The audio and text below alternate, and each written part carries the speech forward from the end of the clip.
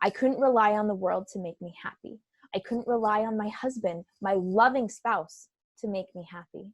That was going to boil down to me stepping it up and realizing what I needed to do to become the best version of myself.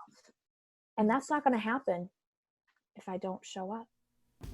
What's up, everybody? Thank you so much for tuning back in, guys, on today's episode of Work, Grind, Hustle. I'm so excited to introduce you guys to Justine Mader. As if you've ever dealt with issues like depression and anxiety, not fitting in, or just not understanding your purpose and like true vision in life, today's episode is going to help you so much. Justine is an expert life coach, actually just coming from small town in Minnesota.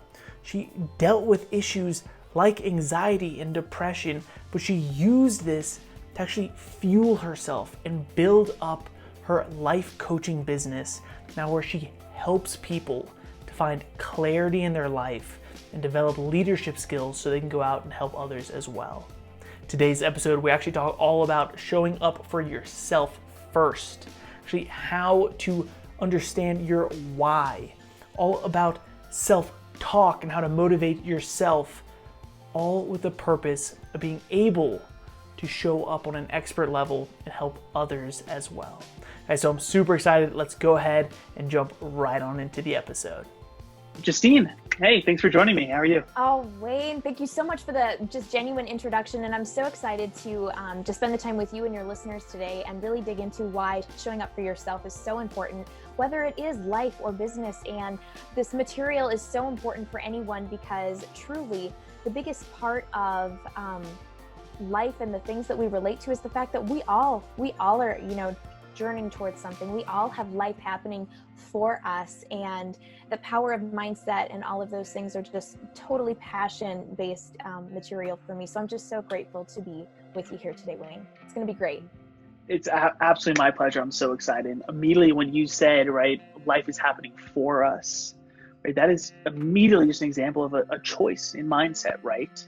And right now when we're recording this, we're still going through the whole coronavirus pandemic, and I think it's more important than ever for people to understand that, right? That see life as it's happening for you, not to you. I'm sure, have you been talking about that exact thing with a lot of your clients? So much so. I love that was a part that you highlighted here, Wayne, because it's inevitable that we will have either a negative impacting force come towards us, or there'll be, someone else is going through hardship that brings that negative energy. It's nothing to scoff at. It's nothing to be afraid of. And negative opportunities actually create positive impact. And what I would like to go a little bit deeper with that is that when negative things happen, they teach us so many lessons.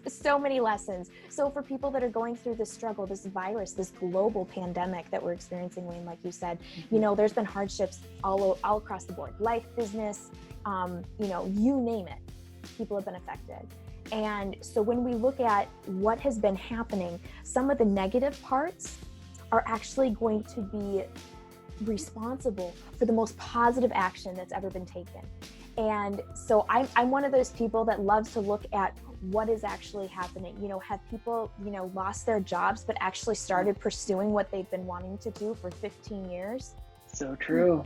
The one moment where they were looking for, a sign, an opportunity, or, take the business idea. They've already got a business and, maybe they're, just waiting for that one chance. And then all of a sudden it's like, this is now.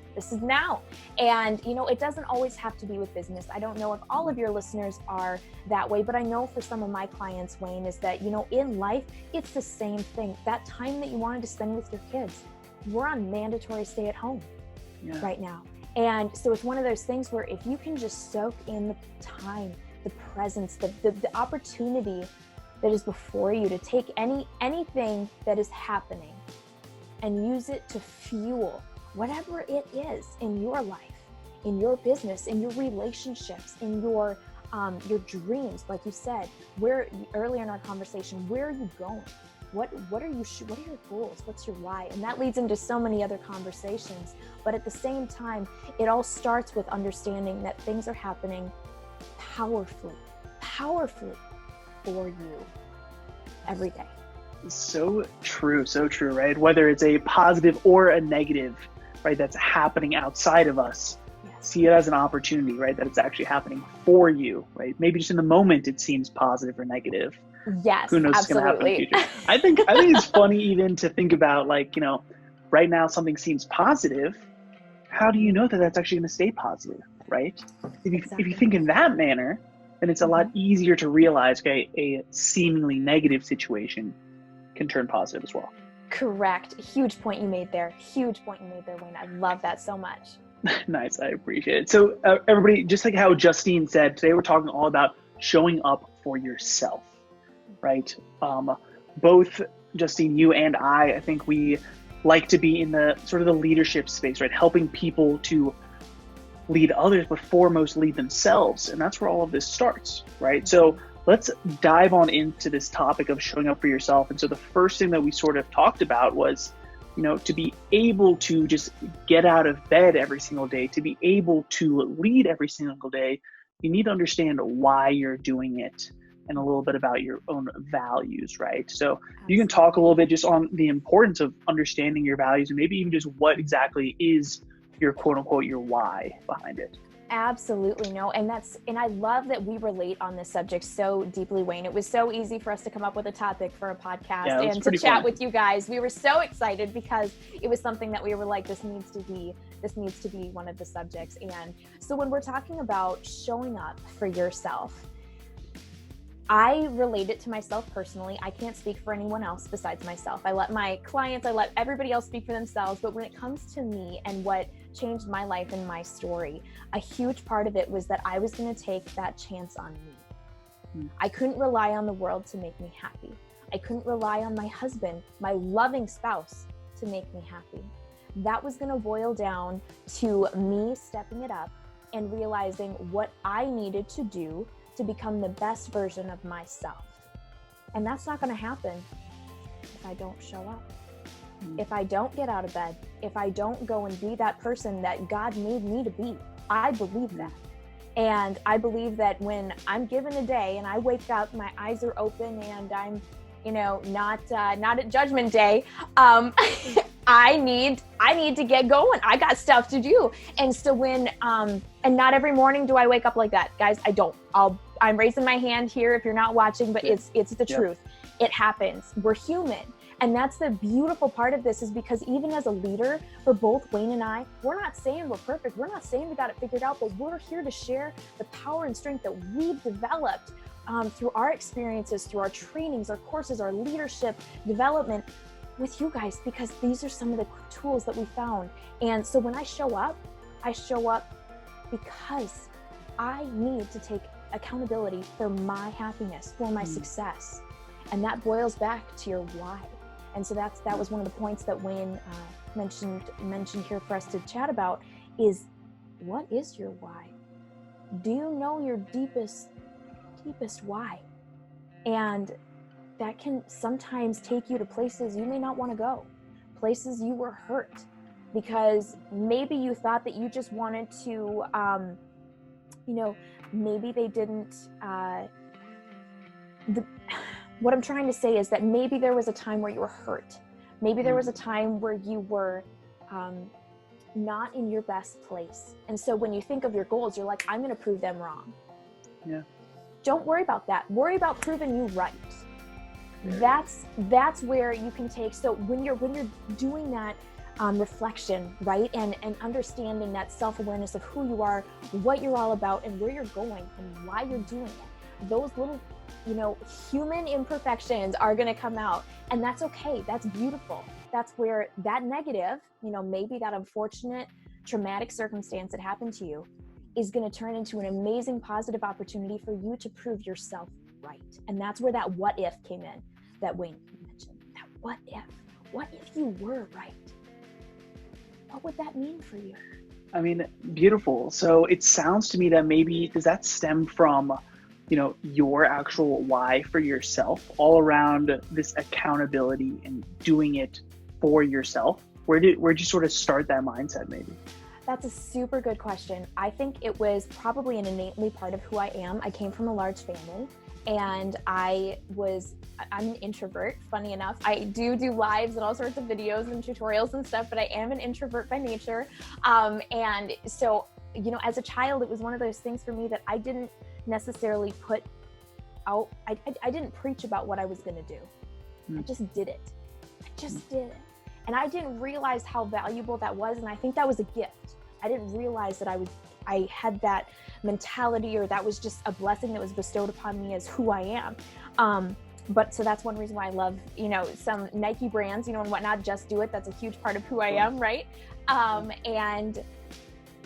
I think that the biggest part of that stemming from me as an individual is the fact that, I just had to take ownership. There was an epiphany moment for me, and that was when my son was born. When my son was born, I realized that not only was I now a wife and a mother, but I was still responsible. I took on more roles, but I didn't change the role for being the sole accountable person for who I am, for who Justine was every single day. You can take on more roles, but it doesn't mean that you lost. And that's where, even, parenting, business owners, you embody the business, especially as entrepreneurs. You are not your business. Mm-mm. You are not your business. Even if you're a lifestyle brand, the business is you to a degree. But at the same time, there is still that individual person that is completely separate. And that's where a healthy boundary comes in, when you're showing up for yourself first before the business. When you put your business before yourself, or before those priorities that you were talking about, Wayne, your family, your faith, your friends, and many times your friends become business partners. So that's kind of, all great in one, right? Yeah, of course. But at the same time, when you put other things in front of your priorities, that's where things begin to crumble from the inside out. The outside can look great, but at the end of the day, what are we truly chasing? And that's where it comes back to your why. Yeah, so that's the perfect question to ask, right? End of the day, what are you truly chasing? And if the first answer that pops in your mind is money or fame or, I was going to say greatness, but, greatness can be a... Oh, well, you already got there, Wayne. You're already great. Don't even. Well, I appreciate it. But either way, if those are your first answers, right? Just money and fame, that isn't your why. Then ask yourself, why do you want to be famous? Why do you want money? And a really easy exercise, actually was speaking with a friend of mine last night, telling her about this interview that you and I were doing. And she started asking, she didn't ask me what is my why, but she asked, what is that in general? And so I dug up this old exercise. It's called the 7 levels deep exercise. And so essentially you start with simply saying, why do you want to be successful? And then you ask it 7 times deeper. So let me just ask you, just for example, Justine, why do you want to be successful? Why do I want to be successful? My deepest why is for me. I'll be honest. The deepest why is for me. When I did the exercise, the first couple whys had other names and had other reasons. Yep. And then it came down to it, and the last sentence, I don't have the journal right next to me, but the last sentence came down to, my why is for me. And when I go to, I hope to earn heaven by living my life to honor God in all that I do. And I hope to use every drop of gifts and talents and excellence that I have developed and I have become, by leaving a legacy, by being that person in my life. And I want to go before him and be like, I have nothing left to give. I have nothing left to give. So at the very end, I'll be honest, I had to get through all those other things that were in my human experience. And that was the last one. And I didn't know it before that exercise. And so that's actually something I have my clients do too. And my friends, my family, I recommend it to anyone, because, whether your answer is, similar, different, it doesn't matter. The answer is yours. And I can't, I don't want to change that for you, because that's for you. And that's, and that's the deepest why for you. And that's the most amazing part of that, is that if it matters to you, that's what's going to fuel you through these times. That's going to fuel you to the finish line. And that's where, you just become unstoppable. Beautiful, beautiful, beautiful, beautiful. I'm writing a note to look for an online training for everybody about this exercise that we're talking about. So if you want to figure out your why, check the link down below or the description. There'll be a link out, because I think that's an amazing, amazing place to start. I would so encourage that. Great. Love it. So after you sort of figure out your why, right, a lot of it has to do with your values behind it. I think the second thing is almost focusing more on your day-to-day, your routine, your structure, right? Is that the direction that you usually go with clients as well? Or what's the next step in working to show up for yourself? Super great question. So when we have our why, typically we then develop this great big vision, right? And I'm a believer in vision boards and, speaking, what it is, writing it down, all of those things. But the biggest thing is that when you do this big grand idea, what happens? You're overwhelmed. Yeah. And the number one thing that can happen is you do nothing. And so for me, that's where it comes into breaking that vision down into actionable steps that are actually habits, that are those schedules, like you said. That's a structure that keeps you going, whether it's one thing, two things, three things a day that you're doing that advance you from where you are to where you're trying to go. And when that becomes momentum, and because it takes at least 21 days to start a micro habit, 90 days for there's technical terms, sorry guys, I don't got it all down, but at the end of the day, it's one of those things that when you start with those little things, those things you won't even think about anymore. And so I do encourage morning routines, and I live and preach by the fact that I kind of am a single mom during the weeks. My husband is off working, and so it's one of those things that sometimes my mornings don't go as planned, but to keep when things like that happen, is to still keep kind of that general order for yourself, because your brain doesn't have to then be like, oh no, what's next? Oh no, what's next? I don't want to forget that, because when you're doing so many things, whether life or business, and now we've got parents at home, added stuff to your plate, you're working from home, you've got homeschooling to do, you've got meal prep for 1 million kids, or the cousins or whoever ended up at your house, right? Yeah. And so, life will happen. Life will happen. So when you can at least have just a form of that structure, I think more than schedule and in specific habits, have a structure that you can implement throughout your life, business day, and that will create a consistency that will force you to get unstuck. And a consistency to force you to get unstuck. I like you, and that will propel you forward. And so just wanted to call out once again, right? And so I want to ask you about your morning routine here, but one thing that you said that everybody needs to hear, right, is that things will happen. Every day, it's going to be impossible to have the exact same morning routine, the exact same daily routine, daily structure, right? Correct. Yes, shoot for it. I preach it so often to so many people, the importance of both their morning routine and just having your day outlined. But things happen, and you need to be ready for it. And don't let that throw your whole day off, being like, oh no, I'm not in my morning routine, or I'm not I'm looking at my planner, I'm not on track. Yes. You need to be able to roll with the punches, but it's still super important to have a structure. So you mentioned morning routine. Can you give us a little bit of example of maybe what yours looks like, or maybe how people can even develop their own? Absolutely. So I guess for me, my morning routine, I am very much a morning person in the sense that I love getting started because it creates a momentum. When I can check off a few things, either mentally or on a piece of paper, and be like, wow, I've got this done, this done, this done. It just creates a great start for me. And some of the greatest people that ever lived are the people that make their bed first thing in the morning. For me, biggest thing that I try to do is get out of bed and get on my knees. That's what I do. Say my prayers. And after that, make my bed. I do some meditation. I do some reading. And I have been trying to get into journaling. That's not something that I naturally do. But it's something that I am growing so much more fond of every day. Nice. And so that's something that I try to do, but sometimes it just doesn't happen in that order, especially if my son wakes up first. So it's one of those things, you got to beat the baby, but it doesn't always go that way. But either way, I try to do that kind of chunk of things and ground myself first before I look at my phone, before I look at emails, before I look at messages, before I go to the outside world. I look inside first.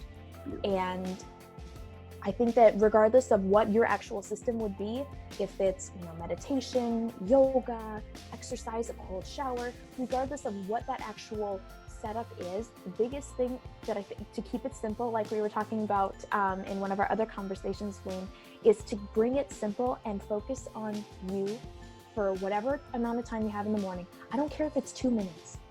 Take 2 minutes for yourself just to be like, I'm here, I'm alive. Thank you, Jesus. What am I doing today? This is what I've got going on today. This is who I am. This is what I'm going to do. And I'm ready to kill it. Let's go. And, if there aren't always days like that, like you said, Wayne, it's going to happen.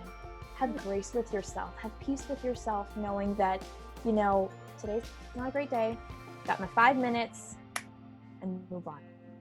And you're good to go. What really stuck out there for me is the moment you wake up, look inward before you look outward, right?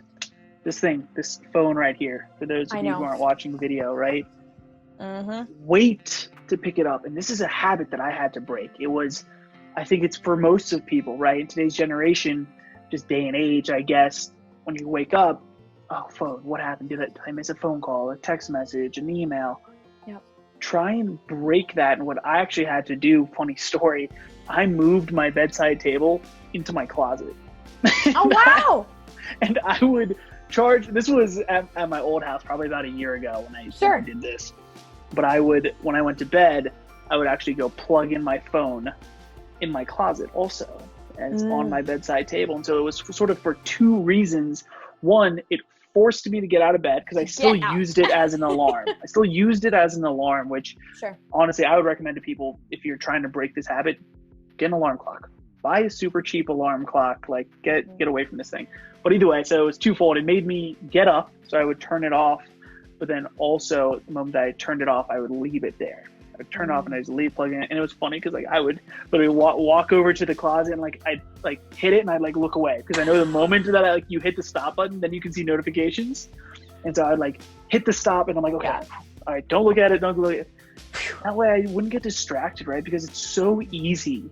There's so many outside forces to distract us. And so if we can take that first thing in the morning, that's going to be a lot easier than trying to do it in the middle of the day, right? Trying to pull away, which I highly recommend as well. I'm sure you do too, right? Taking moments for yourself throughout. But first thing in the morning, show up for yourself internally first before looking outward. Absolutely. Right? Beautiful. Is there anything else around sort of just structure and maybe routine that you think helps all around showing up for yourself maybe throughout the rest of your day? Yeah, absolutely. So another huge thing that I know has helped me in my personal life and in my business is actually a very, very simple thing as well, is timers. I set timers because when I'm going through and creating content so I batch my schedule. So, Monday I try to do, more focused in one area or another, or I'm doing content creation, or I'm doing, trying to record videos without going parched and losing my voice and all that kind of great stuff. I try to set timers, for engagement or different things like that too, because when I get I'm in amazing opportunities. I have some amazing relationships. When I get messaging, when I get encouraging people, it's really easy to lose 2.5 hours when you're just on a roll, or you're going through emails and you're like, I'm doing this, I got this. And so for me, I try to either break it up into 15-minute increments, or largest I stretch is probably about 45, because technically speaking, in the psychology of how our brain works, our brain can focus very well for up to 45 minutes. And then we actually start losing some of our actual productivity, because we need to refresh, we need to reboot, kind of like a computer. If you don't refresh, if you don't restart, if you don't reboot, it's not going to perform as well. It just can't. And so I'm not saying you're a computer, you're 10 times, million times better than a computer, but you need to treat yourself as such. So give yourself 5 minutes, 10 minutes, get up and get some water. Huge advocate of my huge water jug for those of you that are watching. I fill that all day long. And it makes a difference. But creating that little habit after 45 minutes, go fill up your water. And you know, things like that are just super micro changes. Very, very, very small simple changes. So do you recommend that people essentially just take almost like a stop, like a break, or are you recommending that people switch subjects, move on to something else after 45 minutes? That's a good question. You know, I think that depends on the individual. I think I would leave that up to the individual, because for me, when I get in the zone of, you know, prepping a course or prepping a new challenge or something like that, for me, I think the biggest thing is, if that works for you, great, but don't forget to take breathers in between, come up for water and go back down and get back at it. You're going to know yourself best. Be aware of yourself. Maybe try it out. If you don't, maybe you don't know and you're learning. That's wonderful. Give yourself a couple of opportunities to explore what that would be like for you. But for me, I think I actually thrive a little bit better when I'm doing more of the same thing at time. But that also means that I'm doing more focused work on different subjects throughout the week, where some people prefer to do, I have 20 minutes of this every day throughout my week, and then they just move on to the next subject. So it really depends on who you are and how you like to work. Yeah, but either way, yes, almost batch things together, right? Absolutely. Make sure that you have set time, like, I'm working on this thing for this long, and then either you're just going to take a break, step away, reconnect with yourself, then come back to it, or move on, depending on what's best for you. Well said. Love it. And so then the last piece, sort of showing up for yourself, right? After understanding your values and understanding your why, and moving on to structuring your day, having a little bit of a routine. The last thing is sort of the way that you talk to yourself, right? Absolutely. Really just internal self-talk, and it goes with mindset a lot. So what does self-talk mean to you? Self-talk means everything to me. Self-talk means everything. Without mindset, who are you? Because truly there's two sides to any individual. And, you know, some people refer to it as the two wolves. And, you know, if you were going to give food to the two parts of you, the person that was, you know, withholding everything and causing you to doubt yourself, to fear, to worry, to do all of those things that don't serve you, and the person that you're almost scared of because they're like, no, you can do this, you can do that, you can do that, and, you know, encouraging you to become that higher person, only one of those animals is going to survive. And, you know, it's one of those things for me when I go personal for myself. Again, there are some days that it just doesn't happen, and you're like, man, that was not a good self-talk day. Yeah. And the biggest thing for people to realize is self-awareness is almost even more valuable than the mindset. And the reason why I say that is because if you can catch yourself saying something that you shouldn't be saying, stop it. Yep. And I don't ever, mean it harshly to my clients, but they know I'm going to tell them, I'll be like, stop it. Did you hear what you said? Stop it. Don't say that. And I mean that with all my heart, because when words are powerful, you know that, and you're a leader, and the way that you come up and show up, you use certain words to empower, to embolden, to bring that life and amplify that for other business owners in the way that you impact them. And so when we're doing that for others, what does that look like for ourselves? And so when you're adopting that kind of language for other people without knowing it, you're actually repeating that language to yourself. But people forget that it should really be happening for yourself first. I believe you do it for yourself first, but it's one of those things that when we come to this topic of serving ourselves first, learn that language and ground that for yourself first, so that you can give that to your clients, so that you can give that to your family, to your loved ones, to your children. Because as you're raising children, you know, too, it's another thing that you're actually building their fortress, you're building their foundations. What you put into them when they don't know what to put, how to build, when you're helping them build those materials, you know, if you're giving them, you know, crumbly cement and mortar and whatever else builds houses, wish my husband was here, that's what he does. But, you know, when you're giving them, you know, not sound material, that's actually something they will have to recover from. And yeah, they're gonna have to fix it down the road. Just like your house example here, right? If you build a house that is structurally not sound, down the road it's gonna have to be fixed. Whereas if you can work to build it correctly from the beginning, which, you know, of course, I don't think anybody listening to this, we're not at the beginning, right? I don't think there's any 1-year-olds or 2-year-olds that are listening in today. No. But the point of the matter being is, go ahead and do the hard work yourself, rebuild your own foundation, your own groundwork. That way you can help others to build a solid foundation as well, right? Well, and to make the beginning today, make it day one today instead of one day, because, you know, it's really easy to be like, you know, I'll figure that out sometime, right?